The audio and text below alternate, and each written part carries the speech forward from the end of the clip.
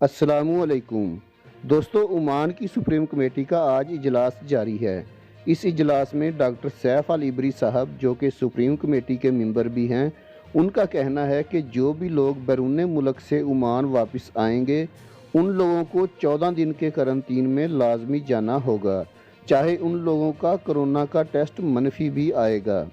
दोस्तों, जैसा कि आप लोगों को मालूम होगा कि ओमान वापस आने वाले मुसाफिरों को ओमान के एयरपोर्ट्स पर कोरोना का टेस्ट कराना होता है, जिसकी फ़ीस आपको 25 ओमानी रियाल अदा करना होगी और एयरपोर्ट पर ही आपको एक ट्रैकिंग डिवाइस भी पहनाई जाएगी, जो कि आपकी कलाई पर पहनानी होगी। दोस्तों, डॉक्टर सैफ अल इबरी साहब का मज़ीद कहना है कि जो मुसाफिर जनवरी से लेकर मई के दरमियान तक ओमान में वापस आए हैं, तो उनके बारे में मुताला किया गया है।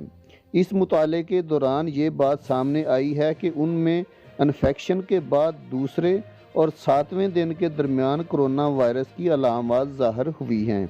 इसके अलावा कुछ मामलात ऐसे भी हुए हैं जिनमें 14वें दिन उनकी करंटीन की रिहाई वाले दिन भी अलामत ज़ाहिर हुई हैं। यानी ओमान में वापस आने वाले मुसाफिरों में से कुछ लोगों में 14 दिन के बाद इन्फेक्शन की अलामत ज़ाहिर हुई हैं। दोस्तों, सुप्रीम कमेटी का इजलास अभी जारी है और मज़ीद तफसीलात आनी अभी बाकी हैं। इन सारी तफसीलात की तफसील मैं आपको दूसरी वीडियो में आप लोगों के साथ शेयर करूंगा। वीडियो बनाने का मकसद आप लोगों की रहनुमाई करना है। वीडियो अच्छी लगी तो लाइक करके चैनल को सब्सक्राइब ज़रूर कर दीजिएगा, ताकि आने वाली इंफॉर्मेटिव वीडियोज़ बर वक्त आपको मिल सकें।